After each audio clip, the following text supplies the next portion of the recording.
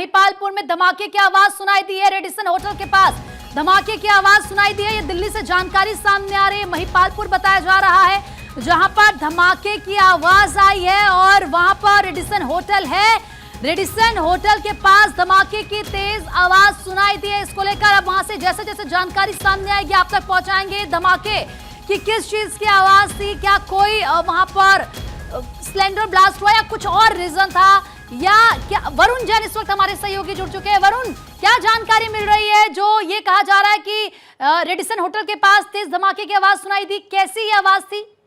देखिए, बिल्कुल कुछ धमाके जैसी जो तेज आवाज है वो किसी को सुनाई दी। उसके बाद करीब 9:18 के आसपास दमकल विभाग को इस बात की सूचना दी गई है। अभी फायर की जो गाड़ियां है वो मौके की तरफ भेजी गई है। तो किस तरीके की आवाज थी, क्या वाकई में कोई वहां पर किसी तरह का हादसा हुआ है या वहां पर किसी तरह की वारदात हुई है, अभी तक इस तरह की कोई भी स्थिति साफ नहीं हो पाई है। लेकिन किसी राहगीर ने चलते हुए ये फायर ब्रिगेड को और पुलिस को सूचना दी है कि यहाँ पर उसने एक तेज धमाके की आवाज सुनी है।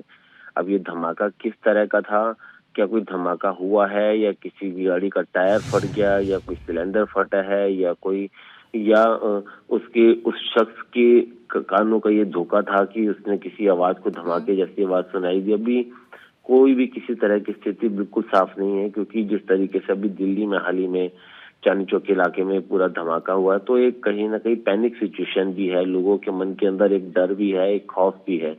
तो अभी कुछ समय इंतजार जरूर करना पड़ेगा चीजों को वेरीफाई करने के लिए। लेकिन इस तरह की कॉल एक शख्स के द्वारा की गई है जिसका ये कहना है कि उसने रेडिसन होटल के पास एक धमाके जैसी आवाज सुनाई दी है। जी ठीक है, इसके लिए तो इंतजार करना होगा जैसे कि आप कह रहे हैं, लेकिन जाहिर सी बात है जब इस तरह से एक बड़ा ब्लास्ट हो और उस ब्लास्ट के बाद अगर कहीं और या थोड़े दिनों में इस तरह की धमाके की आवाज सुनाई देती है तो लोग डरे सहमे भी नजर आते हैं। अक्षय का भी रुख कर लेते हैं, क्योंकि इससे पहले भी अक्षय बता रहे थे कि ठीक है, अक्षय के पास आगे भी जाएंगे, पल पल की अपडेट हम लेते रहेंगे।